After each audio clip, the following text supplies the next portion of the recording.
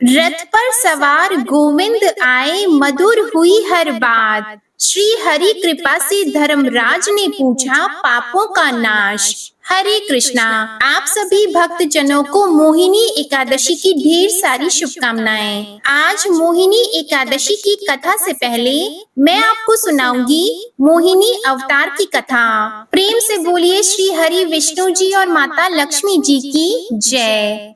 प्राचीन काल की बात है, एक बार देवताओं और दानवों के बीच समुद्र मंथन हुआ। इसका उद्देश्य था अमृत की प्राप्ति, जिससे अमरता प्राप्त की जा सके। दोनों पक्षों ने मंदराचल पर्वत को मंथन दंड की तरह इस्तेमाल किया और वासुकी नाग को रस्सी बनाया। देवता और असुर दोनों ही अपनी अपनी ओर से समुद्र मंथन करने लगे। समुद्र मंथन से अनेक अद्भुत रत्न, रचनाएं और देवियां प्रकट हुईं, जैसे कामधेनु गाय, ऐरावत हाथी, कल्प वृक्ष, लक्ष्मी देवी आदि। अंत में धन्वंतरी भगवान अमृत कलश लेकर प्रकट हुए। जैसे ही अमृत कलश प्रकट हुआ, दानवों की नीयत बदल गई। उन्होंने अमृत हड़पने की कोशिश की और देवताओं को उसमें से कुछ भी न मिले, इसका वे षड्यंत्र रचने लगे।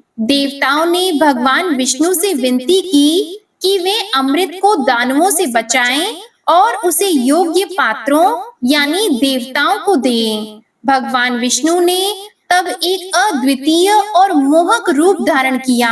भगवान विष्णु ने ऐसा सुंदर रूप धारण किया कि असुर ही नहीं, देवता भी उस सौंदर्य पर मोहित हो गए। यह रूप इतना आकर्षक और दिव्य था कि उसे देखकर हर कोई मंत्र मुग्ध हो गया। इस रूप को मोहिनी कहा गया, जिसका अर्थ है मोह लेने वाली। मोहिनी ने बड़ी ही चतुराई से अमृत को बांटने की जिम्मेदारी अपने हाथों में ले ली। उसने मुस्कुराते हुए कहा, मैं निष्पक्ष रूप से अमृत को बांटूंगी, लेकिन मेरी एक शर्त है कि मेरी विधि पर कोई सवाल नहीं उठाएगा। असुर जो उस रूप पर मोहित हो चुके थे, वे तुरंत ही मान गए। मोहिनी ने असुरों को एक ओर और देवताओं को दूसरी ओर बिठाया।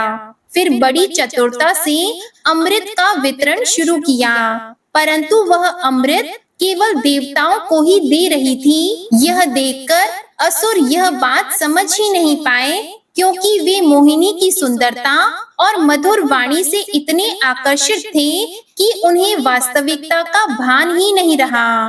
परंतु असुरों में एक असुर था, स्वरभानु, जो अत्यंत चालाक था। उसे कुछ संदेह हुआ। वह देवताओं का वेश धारण करके उनके बीच जाकर बैठ गया और जैसे ही अमृत का प्याला उसके हाथों में आया, उसने पी भी लिया। किंतु तभी भगवान सूर्य और चंद्रमा ने उसे पहचान लिया और मोहिनी को इशारा कर दिया। मोहिनी ने तुरंत अपने वास्तविक रूप में आकर सुदर्शन चक्र से स्वरभानु का सिर धड़ से अलग कर दिया, परंतु तब तक उसका सिर अमृत पी चुका था, अतः वह अमर हो गया। स्वरभानु का सिर राहु कहलाया और धड़ केतु। यही राहु केतु आज भी ग्रहों के रूप में माने जाते हैं। और ऐसी भी मान्यता है कि सूर्य चंद्र से उनकी शत्रुता के कारण ही ग्रहण लगता है। जब असुरों को इस छल का पता लगा, तब वे बहुत क्रोधित हुए और देवताओं से युद्ध करने लगे। लेकिन तब तक देवता अमृत पीकर शक्तिशाली हो चुके थे। उन्होंने असुरों को पराजित कर दिया। इस प्रकार देवताओं को विजय मिली और अमरता प्राप्त हुई। मोहिनी अवतार की एक अन्य कथा में वर्णन आता है कि जब भगवान शिव को मोहिनी रूप की बात पता लगी, तो उन्हें बड़ी जिज्ञासा हुई। उन्होंने सोचा कि आखिर ऐसा कौन सा रूप था जिसने न केवल असुरों को बल्कि स्वयं देवताओं को भी मोहित कर दिया। भगवान शिव ने भगवान विष्णु से अनुरोध किया, हे विष्णु, मैं भी तुम्हारा वह रूप देखना चाहता हूँ जिसने सभी को मोह में डाल दिया। भगवान विष्णु मुस्कुराए और बोले, हे महादेव, यह रूप बड़ा महामयी है। यदि आप चाहें तो मैं आपको यह रूप दिखा सकता हूँ, परंतु इसकी माया इतनी बलवती है कि इसे समझ पाना कठिन है। तब भगवान शिव ने आग्रह किया और भगवान विष्णु ने पुनः वही अद्भुत और अनुपम स्त्री रूप धारण किया। अत्यंत ही सुंदर, मोहक और अलौकिक। जंगल की पृष्ठभूमि में जब भगवान विष्णु ने मोहिनी का रूप लिया तो शिवजी भी उस रूप को देखकर कुछ क्षणों के लिए मोहित हो उठे। वह रूप इतना मनोहारी था कि शिवजी जैसे योगी भी अपनी समाधि स्थिति से विचलित हो गए। उस मोहिनी रूप की माया में फंसकर भगवान शिव ने उसका पीछा भी किया और बाद में जब उन्हें अपनी स्थिति का भान हुआ तो वे मुस्कुराए और बोले, हे विष्णु, तुम वास्तव में लीला करने वाले हो। तुम्हारी माया अकल्पनीय है। मैंने आज स्वयं अनुभव किया है कि कैसे यह जगत माया के अधीन है। प्रेम से बोलिए भगवान शिव शंकर और भगवान श्री हरि विष्णु की जय। प्रेम से बोलिए भगवान विष्णु के मोहिनी अवतार की जय। वैशाख मास का शुक्ल पक्ष प्रारंभ हो चुका था। शीतल मंद पवन बह रही थी। हस्तिनापुर की गलियों में वैदिक मंत्रों की ध्वनि गूंज रही थी। धर्मराज युधिष्ठिर राजमहल में अपने बंधुओं सहित धर्म चर्चा में लीन थे। तभी राजसभा के द्वार पर शंख ध्वनि गूंज उठी। द्वारकाधीश श्री कृष्ण अपने रथ पर सवार होकर पधार चुके थे। उनकी आभा सूर्य के तेज को भी पराजित कर रही थी। रथ पर चढ़े श्री हरि करुणा की है धार, हस्तिनापुर पधारे भक्तन के आधार।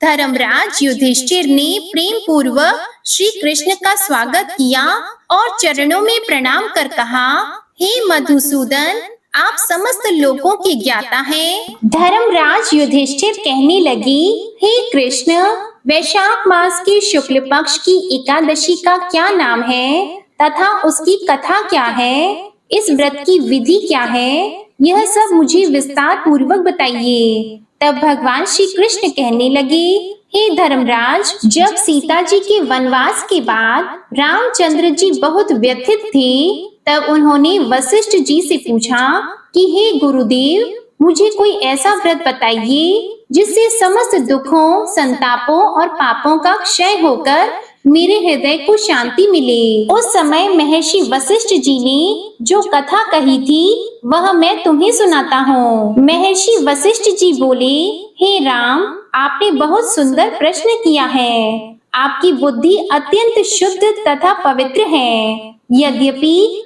आपका नाम स्मरण करने मात्र से मनुष्य पवित्र और शुद्ध हो जाता है, तो भी लोक हित में यह प्रश्न अच्छा है। वैशाख मास में जो एकादशी आती है उसका नाम मोहिनी एकादशी है। इसका व्रत करने से मनुष्य सब पापों तथा दुखों से छूटकर मोह जाल से मुक्त हो जाता है।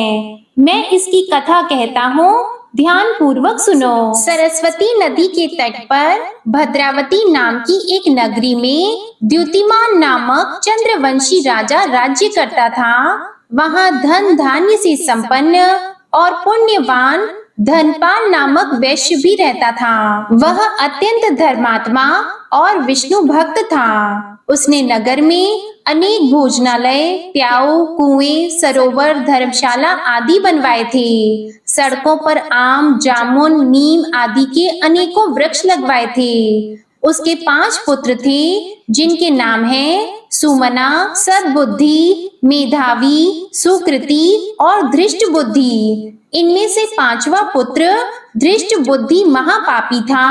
वह पितर आदि को नहीं मानता था। वह वैश्या, दुराचारी मनुष्यों की संगति में रहकर जुआ खेलता था और पर स्त्री के साथ भोग विलास करता तथा मद्य मांस का सेवन करता था। इसी प्रकार अनेक कुकर्मों में वह पिता के धन को नष्ट करता रहता था। पुत्र के कुकर्मों से परेशान होकर एक दिन धनपाल ने धृष्ट बुद्धि को घर से निकाल दिया। अब वह अपने गहने कपड़े बेचकर अपना जीवन बिताने लगा। जब उसके पास कुछ भी नहीं रहा, तब बुरे कर्मों में साथ देने वाले उसके मित्रों ने भी उसे छोड़ दिया और वह भूख प्यास से परेशान धनपाल के पुत्र ने चोरी का रास्ता अपना लिया।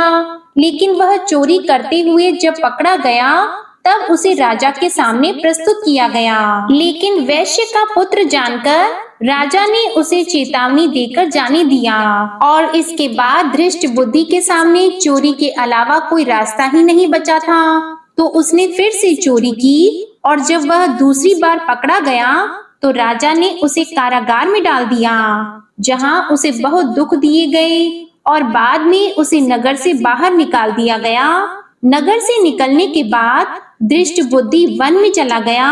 वहां वह पशु पक्षियों का शिकार करके अब उन्हें मारकर खाने लगा और कुछ समय के बाद वह बहेलिया बन गया। एक दिन धृष्ट बुद्धि भूख और प्यास से व्याकुल होकर खाने की तलाश में ऋषि कौंडिन्य के आश्रम में पहुंच गया। उस समय वैशाख का मास चल रहा था और ऋषि गंगा स्नान करके आ रहे थे। उनके भीगे वस्त्रों की छींटे उस पर पड़ने से उसे कुछ सद्बुद्धि की प्राप्ति हुई। वह कौंडिन्य मुनि से हाथ जोड़कर कहने लगा, हे मुनि, मैंने जीवन में बहुत से पाप किए हैं। आप इन पापों से छूटने का कोई साधारण बिना धन का उपाय बताइए। उसके दीन वचनों को सुनकर मुनि कौंडिन्य ने प्रसन्न होकर कहा कि तुम वैशाख मास के शुक्ल पक्ष की मोहिनी एकादशी का व्रत करो, इससे समस्त पाप नष्ट हो जाएंगे। मुनि के वचन सुनकर वह अत्यंत प्रसन्न हुआ और उनके द्वारा बताई गई विधि के अनुसार उसने व्रत किया। हे राम, इस व्रत के प्रभाव से उसके सभी पाप नष्ट हो गए और अंत में वह गरुड़ पर बैठकर श्री विष्णु लोक को गया।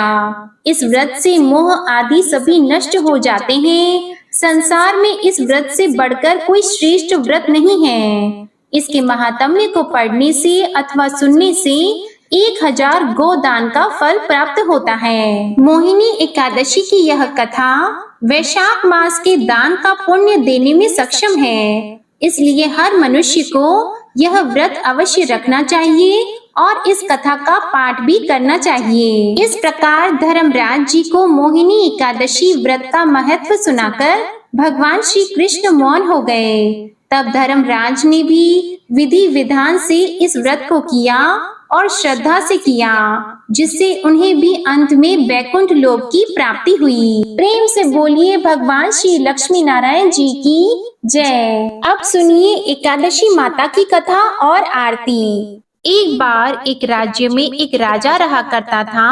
राजा बहुत ही बुद्धिमान और बलशाली था। राजा सदा ही अपनी प्रजा का बहुत अच्छे से ध्यान रखता था। प्रजा भी राजा को बहुत पसंद करती थी। राजा की 2 बेटियां थी। राजा अपनी दोनों बेटियों से बहुत प्रेम करता था। राजा की छोटी बेटी देखने में बहुत सुंदर और आकर्षित थी और राजा की बड़ी बेटी छोटी बेटी के मुकाबले थोड़ी कम सुंदर थी। राजा की छोटी बेटी माता की पूजा किया करती थी और सभी लोग राजा की छोटी बेटी से बहुत प्रेम करते थे और बहुत प्रशंसा किया करते थे। राजा भी अपनी छोटी बेटी को बड़ी बेटी से अधिक प्रेम करता था, जिसके कारण राजा की बड़ी बेटी को अपनी छोटी बहन से बहुत नफरत होने लगी थी। राजा की दोनों बेटियां जब बड़ी हो गई, तब एक पड़ोस के राज्य में रहने वाले राजकुमार राजा की बड़ी बेटी के लिए रिश्ता लेकर आया। लेकिन जैसे ही उस राजकुमार की नजरें राजा की छोटी बेटी पर पड़ी, तो वह राजकुमार राजा की छोटी बेटी पर आकर्षित हो गया और छोटी बेटी से पहली नजर में प्रेम करने लगा। उस राजकुमार ने राजा की बड़ी बेटी के साथ विवाह करने से मना कर दिया और उसने राजा से कहा कि मैं आपकी छोटी बेटी से विवाह करना चाहता हूँ। ये सब देखकर राजा की बड़ी बेटी अपनी छोटी बहन से बहुत क्रोधित हो गई और राजा की बड़ी बेटी ने अपनी छोटी बहन को अपना सबसे बड़ा दुश्मन मान लिया। राजा की बड़ी बेटी ने अपनी छोटी बहन से बदला लेने का निर्णय किया। राजा की बड़ी बेटी ने अपनी छोटी बहन को जान से मारने का उपाय सोचा। राजा की बड़ी बेटी ने अपनी छोटी बहन को मारने के लिए सबसे पहले एक लड्डू में जहर मिलाकर अपनी छोटी बहन को दे दिया और उसको लड्डू खाने के लिए कहा। लेकिन लड्डू खाने के बाद भी छोटी बहन को कुछ भी नहीं हुआ।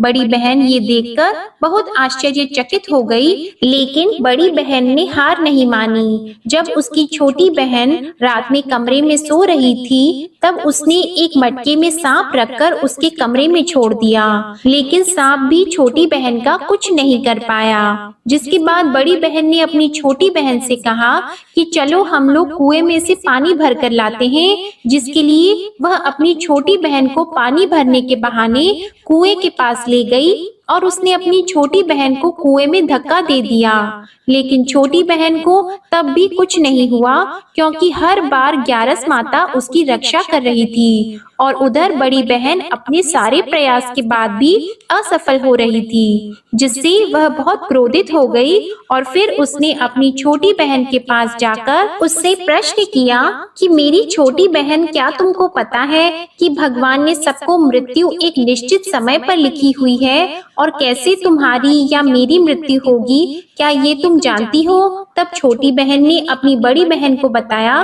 कि हाँ दीदी, मैं तो जानती हूँ मेरी मृत्यु कैसे होगी। छोटी बहन से ये सब बातें सुनकर बड़ी बहन मन ही मन बहुत प्रसन्न होने लगी और उसने अपनी छोटी बहन से कहा कि तो तुम मुझे अपनी मृत्यु का राज बताओ। तब छोटी बहन ने अपनी बड़ी बहन से कहा कि मेरी मृत्यु तो एक तोते में है, जो तोते के गले में एक हार है, उससे मेरी मृत्यु होगी। जब तक कोई भी व्यक्ति तोते को मारकर उस हार को अपने गले में पहनेगा तो मैं मूर्छित हो जाऊंगी, और जैसे ही उस हार को अपने गले से उतारेगा तो मैं वापस से जीवित हो जाऊंगी। अपनी छोटी बहन की मृत्यु का राज जानकर बड़ी बहन बहुत खुश हुई और उसने अपनी छोटी बहन को मारने के लिए उसके पालतू तोते को ढूंढना शुरू कर दिया। और छोटी बहन को इस बात का आभास हो गया था कि कोई उसकी जान लेना चाहता है, जिसके लिए वह अपने पिताजी के पास गई और उसने अपने पिताजी से कहा कि पिताजी, मेरी मृत्यु के बाद आप मुझे मत जलाइएगा, बल्कि आप मुझे अपनी पुरानी वाली हवेली में एक पलंग में लिटाकर छोड़ दीजिएगा।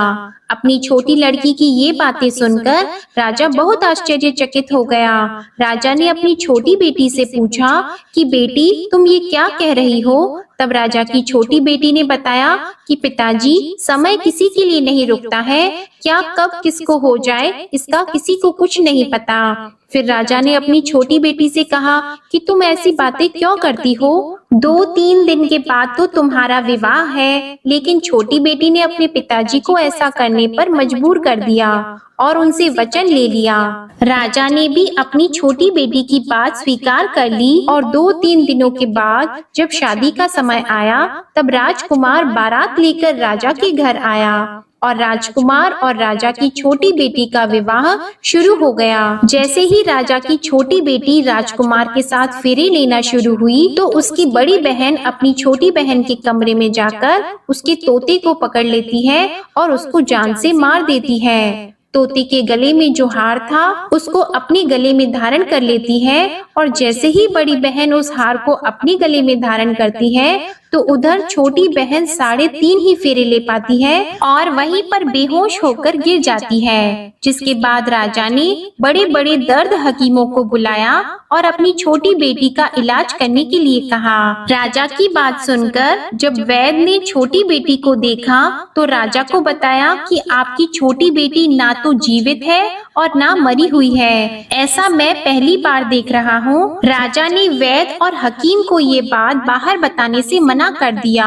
और उनको कहा कि अगर तुमने ये बात किसी को बाहर बताई तो हम तुमको फांसी दे देंगे। राजा ने अपनी छोटी बेटी को पुराने महल में जाकर एक पलंग में लेटा दिया और वहाँ पर कुछ सैनिकों को तैनात कर दिया।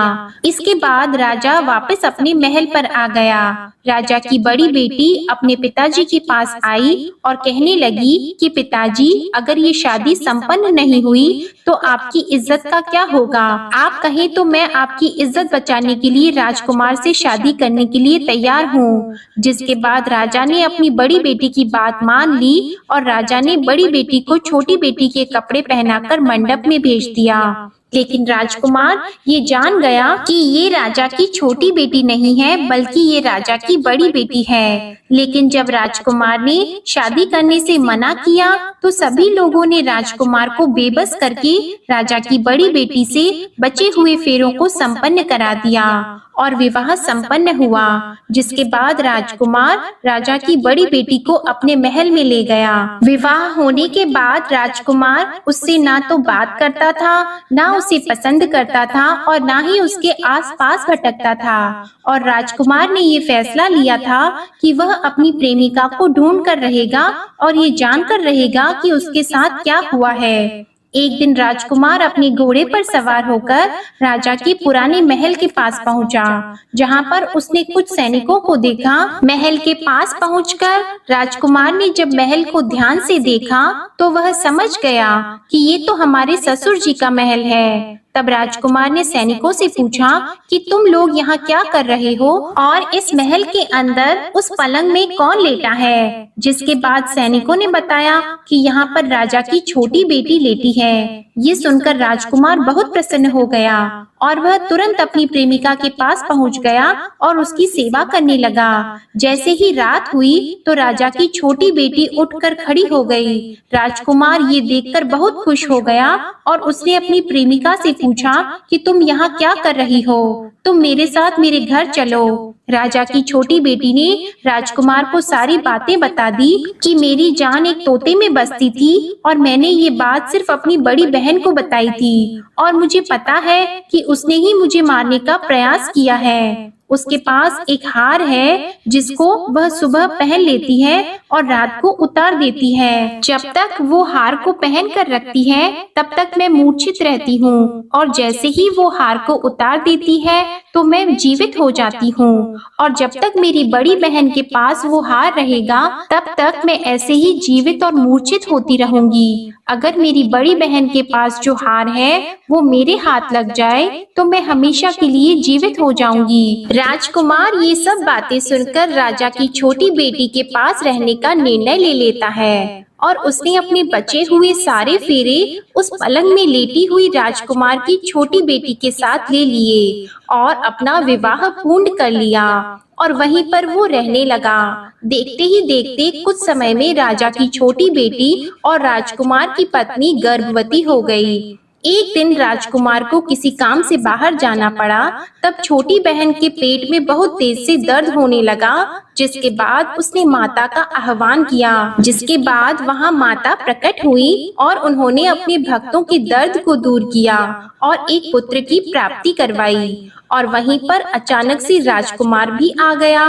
राजकुमार ने ग्यारस माता को देखा तो वह आश्चर्यचकित हो गया और उसने तुरंत ग्यारस माता को प्रणाम किया और ग्यारस माता ने राजकुमार से कहा, जब तुम्हारा पुत्र 5 वर्ष का हो जाए तो तुम आकर अपनी पत्नी का हार इसके गले में डाल देना। और देखते ही देखते राजकुमार और राजा की छोटी बेटी का पुत्र 5 वर्ष का हो जाता है। तो राजकुमार अपने बेटे से कहता है कि बेटा, मैं कुछ काम से बाहर जा रहा हूँ, तुम अपनी माता का ध्यान रखना, और वहाँ से चला जाता है। राजा को बाहर निकलता देखकर बड़ी बहन के सैनिक देख लेते हैं और बड़ी बहन को जाकर सारी बातें बता देते हैं। जिसके बाद बड़ी बहन अपनी छोटी बहन के पुत्र को वहाँ से उठवा लेती है और उसको मरवा देती है। छोटी बेटी के पुत्र के 2 टुकड़े करवा देती है। पहला टुकड़ा चक्के के पास छुपा देती है और दूसरा टुकड़ा अपने पलंग के नीचे रख लेती है। अब ग्यारस माता भिखारी का रूप लेकर आती है और एक भिखारी का रूप रखकर बड़ी बहन के पास चली जाती है। जिसके बाद वहाँ पर भिक्षा मांगने लगती है। तो बड़ी बहन अपने नौकरों से कहती है कि जाकर भिक्षा दे दो। लेकिन जैसे ही नौकर ग्यारस माता को भिक्षा देने के लिए आते हैं तो माता उन्हें मना कर देती है और कहती है कि मैं तुम्हारी महारानी से ही भिक्षा लूंगी। जिसके बाद बड़ी बहन स्वयं ही भिक्षा देने के लिए माता के पास आती है। तब माता एक बिल्ली का रूप लेकर उसके कमरे में चली जाती है और वहाँ पर छोटी बेटी के पुत्र के 2 टुकड़े को आपस में जोड़ देती है और उसे जीवित कर देती है। फिर उसे वहाँ से ले जाती है। राजकुमार अपने बेटे को लेकर अपनी पत्नी के पास जाता है और उसे कहता है कि तुम इसका ध्यान रखना। अगर तुम इस बच्चे का अच्छे से ध्यान रखोगी तो मैं तुमसे बात करूँगा। एक दिन राजकुमार अपने बच्चे से कहता है कि तुम मम्मी से उनके गले का हार मांग लो। तो अपने पिता की बात मानकर राजकुमार का लड़का अपनी मम्मी के पास जाता है और कहता है कि मम्मी मुझे तुम्हारा हार चाहिए। यह सुनकर पहले तो बड़ी बहन बहुत क्रोधित होती है, पर उसको यह याद आता है कि राजकुमार ने कहा था कि अगर मैं इस बच्चे का ध्यान अच्छे से रखूंगी तो वह मुझसे बात करेंगे, जिसके कारण वह हार उस बच्चे को दे देती है और वह तुरंत हार को ले जाकर अपने पिताजी को दे देता है। और तभी राजकुमार अपने बेटे को लेकर वहाँ से जाने लगता है और अपनी पत्नी से कहता है कि तुम हमारे लिए खाना बनाकर रखना, मैं शाम को आकर तुम्हारे साथ खाना खाऊंगा। और वह अपने बेटे को लेकर वहाँ से चला जाता है, जिसके बाद वह राजा के पास जाता है और उनको सारी बातें बता देता है। राजा अपनी बड़ी बेटी की ये करतूत सुनकर बहुत क्रोधित होते हैं और अपनी परवरिश पर ही दोष देने लगते हैं। राजकुमार को अपनी छोटी बेटी के साथ रहने के लिए आदेश दे देते हैं। इस प्रकार 11 माता की कृपा से राजकुमार और राजा की छोटी बेटी सुखपूर्वक रहने लगे। प्रेम से बोलिए एकादशी माता की जय। प्रेम से बोलिए माता लक्ष्मी और भगवान विष्णु की जय, माता पार्वती और भगवान शंकर की जय। कथा के बाद अब आप आरती श्रवण कीजिए। ओम जय एकादशी माता, मैया जय एकादशी माता। विष्णु पूजा व्रत को धारण कर, विष्णु पूजा व्रत को धारण कर, शक्ति मुक्ति पाता। ओम जय एकादशी माता, तेरे नाम गिनाऊं देवी, भक्ति प्रदान करनी, मैया भक्ति प्रदान करनी। गण गौरव की देनी, गण गौरव की देनी, माता शास्त्रों में वरनी। ओम जय एकादशी माता, मार्गशीर्ष की कृष्ण पक्ष की उत्पन्ना विश्वतारिणी जन्मी, मैया उत्पन्ना विश्वतारिणी जन्मी। शुक्ल पक्ष में हुई मोक्षदा, मुक्तिदाता बन आई। ओम जय एकादशी माता, पौष के कृष्ण पक्ष की सफला नामक है, सफला नामक है। शुक्ल पक्ष में होए पुत्रदा, आनंद अधिक रहे। ओम जय एकादशी माता, नाम षटतिला माघ मास में कृष्ण पक्ष आवे, मैया कृष्ण पक्ष आवे। शुक्ल पक्ष में जया कहावे, शुक्ल पक्ष में जया कहावे, विजय सदा पावे।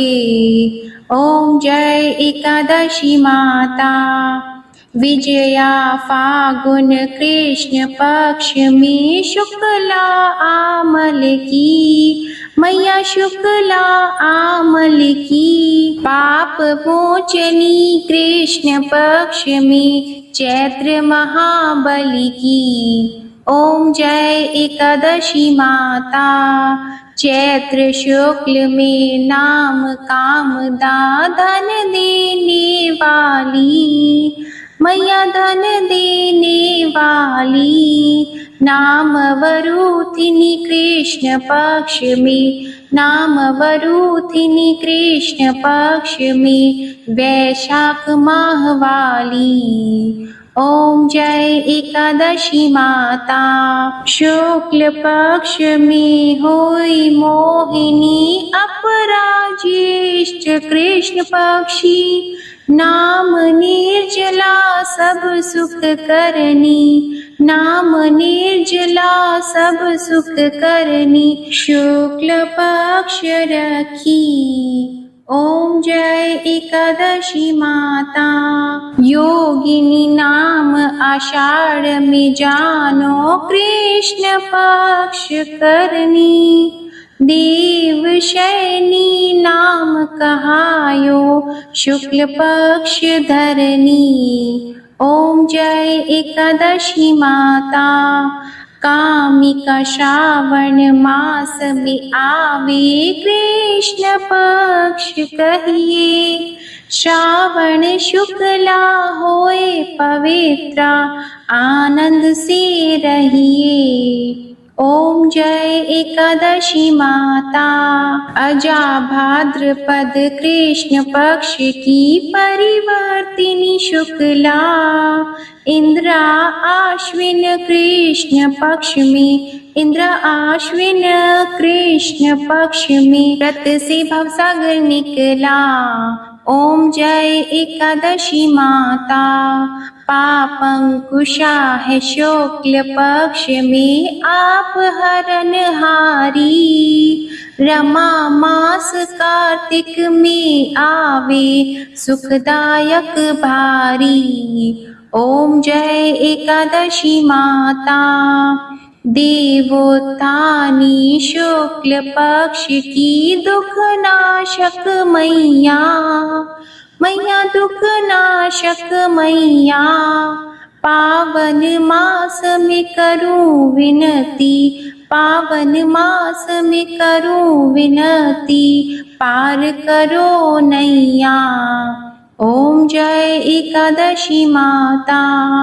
परमा कृष्ण पक्ष में होती, जन मंगल करनी, मैया जन मंगल करनी। शुक्ल मास में होए पद्मिनी, शुक्ल मास में होए पद्मिनी, दुख दारिद्र हरनी। ओम जय एकादशी माता। जो कोई आरती एकादशी की भक्ति सहित गावे, मैया भक्ति सहित गावे। जन गुर्दिता स्वर्ग का वासा, जन गुर्दिता स्वर्ग का वासा, निश्चय वह पावे। ओम जय एकादशी माता। ओम जय एकादशी माता। ओम जय एकादशी माता। प्रेम से बोलिए एकादशी माता की जय। प्रेम से बोलिए श्री लक्ष्मी नारायण भगवान की जय। आज की कथा और आरती पसंद आए तो वीडियो को लाइक करना मत भूलिएगा और साथ ही चैनल को भी सब्सक्राइब करिएगा। कमेंट में एकादशी माता की जय जरूर लिखिएगा। इसी के साथ आज आप हमारे चैनल पर गुरुवार व्रत की कथा भी जरूर सुनिएगा। प्रेम से बोलिए भगवान श्री विष्णु जी और माता लक्ष्मी जी की जय।